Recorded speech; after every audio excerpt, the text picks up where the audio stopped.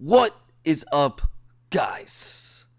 So in this video, I'm going to be going over 7 of the best precious metals slash mining ETFs you can buy right here on Robinhood. Before I continue, I'm going to post a link down in the description. If you have not signed up for Robinhood and you use that link down in the description, you'll get a free stock and I will get a free stock just for signing up. Just make sure you use that link down in the description. If you want to learn a little bit more about Robinhood, I had made a previous video about it, the perks of it, and pretty much how to navigate it. I'll also put that video link down in the description.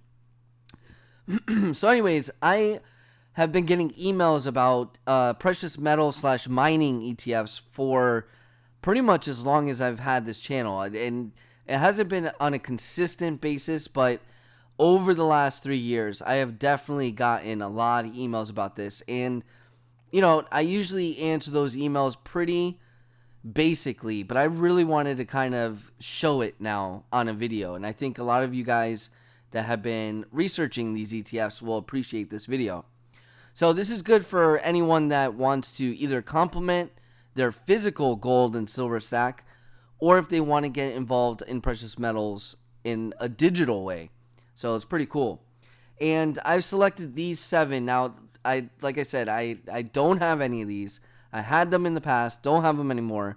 But I have been watching these 7 ETFs for a very, very long time, except this one in the middle right here, this Palladium one, which I'll get to in just a minute. That is a newer one. But I've been watching these for a long time, so I know these are good. They're reliable. They got a long track record. These aren't not new ETFs. They're older than 5 years, which is something you definitely want. And some of them pay a nice little dividend, so that's a nice little bonus too. So anyways, we're going to go over each one. We're going to look over we'll do the 1 year and the 5 year trend to see if people have made money or lost money over the last year or 5 years. All right? So anyways, this is the first one. This is the VanEck Vectors Rare Earth slash Strategic Metals ETF. This is at $12.71. It's up 27 cents, 2.17% on the day. Over the last year, it's down $1.70, which is 11%, 11.8%. Now, keep in mind, you're going to notice something when I go through these. The graph, the actual chart, they're going to look very similar on some of these. And that is because, precious metal, these are tied to precious metal prices. So they're going to be very, very similar. So when deciding which one you should buy, you got to take into consideration a few things. One, the average volume, the trade volume is very important. If it's being traded a lot, that's a good sign. Then you also want to take into consideration the dividend. Some of these do not pay a dividend and some do. This one does, 1.73 dividend yield. So I don't know if that's a month or every quarter. I don't know what the frequency is, but regardless, dividends are good to kind of alleviate any type of loss. It'll definitely help. And the fact that it's paying off some kind of dividend means that it could actually be a lot more beneficial to you to actually invest in this rather than have money just sitting in an account, in your bank account. At least this is accruing something. So anyway, so the 1 year, they lost $1.70. 5 years, we're talking $11.77, which is a pretty substantial loss. 48% on the 5 year mark. And right around here, it looks like the high at 32.55 back in 2018. Now, I can't remember specifically what the prices of precious metals were at that time, but remember, these are tied to that price. So if gold and silver are doing well, these will also do well. So this one, stock symbol REMX, tracks an index of global companies that mine, refine, and recycle rare earth and strategic metals. So that's what this is right here. Then the next one is PICK right here. This is the symbol, PICK. It's iShares MSCI Global Select Metals and Mining Producers.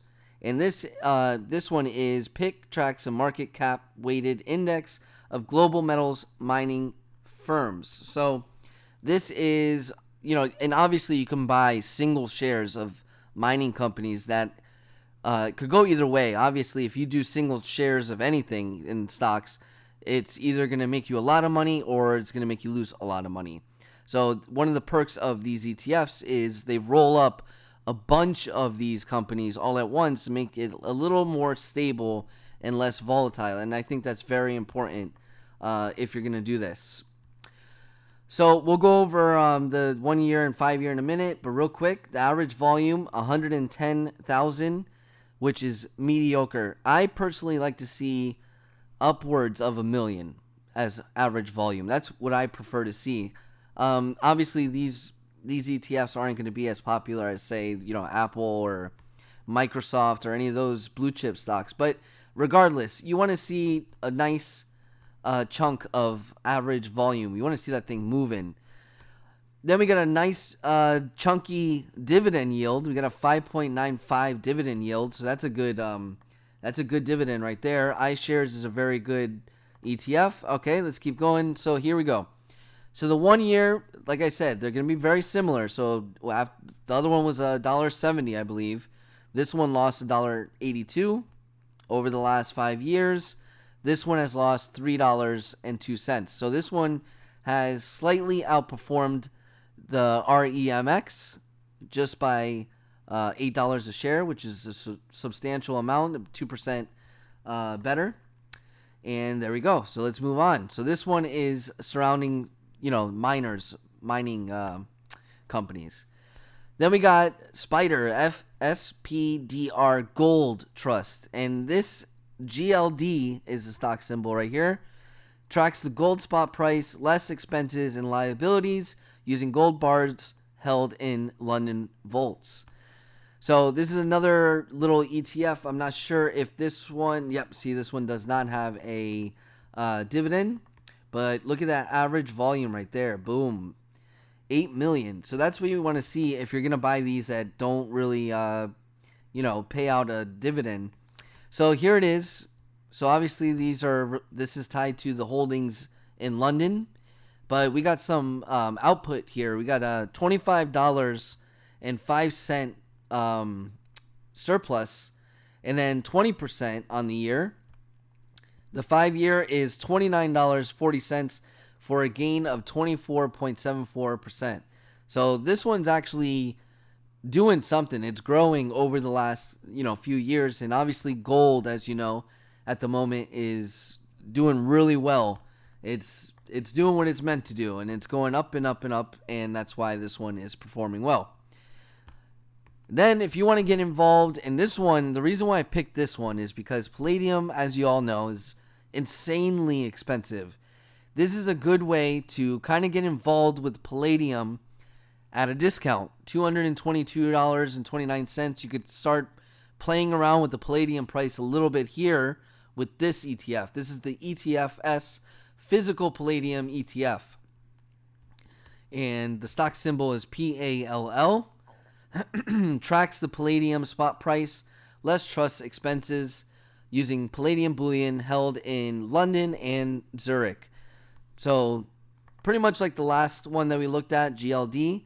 This is based on the holdings in London and Zurich now. So another city involved in this one. But we got some growth. Here it is. As you know, palladium's been performing well. We got a $90.62 growth over the last year. That's 68.82% surplus over the last year. And then we got $146.45, 193% gain over the last 5 years. So there you go. If you want to get involved in palladium, a little bit cheaper than what palladium's going for, this is a good ETF to get involved in. The average trade volume, pretty low. But regardless, as you can see, over the last 5 years, this has performed pretty well. So far, the best out of the three that we've seen.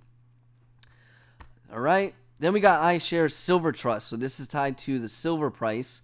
Pretty much the same as the last two. This is just the silver version of the gold, the GLD, and the PALL. So over the last year, we got $1.91 increase, 12.98% increase over the last year. 40 cents up on 5 years, which is 2.46% over the last 5 years. So still some gains on this one. No dividend, just like the other ones, but look at the volume, 15 million. Obviously, these are cheaper than the palladium one and the gold one, and that could be part of the reason why the volume's much higher. But there you go. There's a silver ETF, no dividend. Want to keep that in mind. And I've saved my favorite for the very last, so make sure you stick around. All right, then we got iShares Gold Trust. The stock symbol is IAU. Tracks the gold spot price, less expenses, liabilities, using gold bars held in vaults around the world. So the other couple ETFs that I showed were based in London and Zurich. This one is all around the world with the gold spot price. Over the last year, we see a $2.55 gain per share, which is 20.46% over the last year. Then we got a $3.06, which ends up being 25.5%. I'm sorry, 25.58% over the last 5 years. So gains on this one as well. No dividend, no problem there. Then we got a 19.78 million average volume. So this one is moving. A lot of trades going on this, and that's, like I said, a good indication. It's a good sign. You definitely want that. So this is, like I said, tied to the gold, the spot price of gold over the world. All right, next we got Spyder S&P Metals and Mining ETF. I like anything tied to the S&P 500, and this one has a couple mining companies that are kind of bundled up in this ETF that are in the S&P 500. Really, really like this. This one is my favorite out of all of them. All right.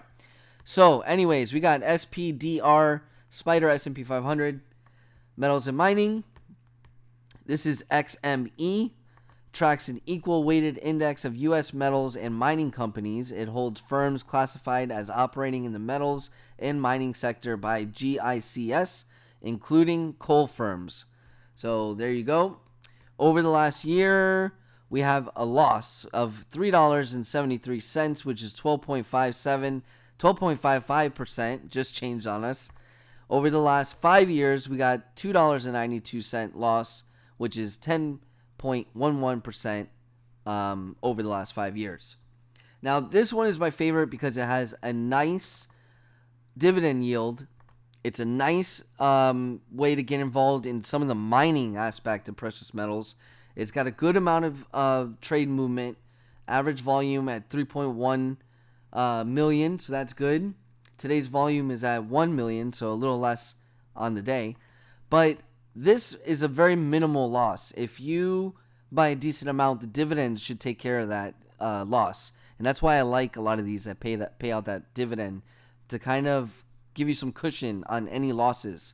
So there you go, guys. So this is the 7 of my favorite ETFs. And obviously, it really depends on what kind of strategy you're going for in your portfolio or how you want to get involved digitally with precious metals. So it really depends on what your goal is and what you want to get a hold of.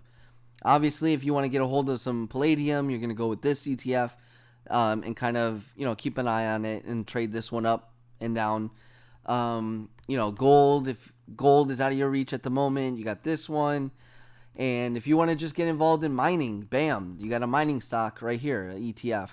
So it really depends on your strategy, but these are a good 7 to start with. So let me know if you have a favorite. Put it down in the comments. Thank you so much for watching, and I will talk to you guys later.